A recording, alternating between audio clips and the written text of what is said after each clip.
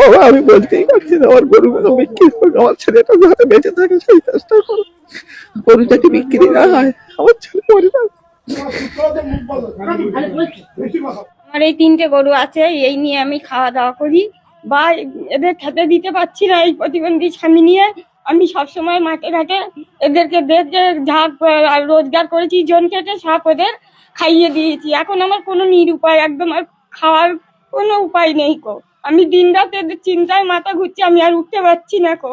আমার এই স্বামী কোনো বলতে পারে না, এবারে অন্তত ছাড় দিলে পরে আমরা ঈদটা করতে পারলে আমাদের পয়সাটা ভুসির দোকানে তো 50,000 টাকা পায়, কিন্তু আমরা কিভাবে দেবো?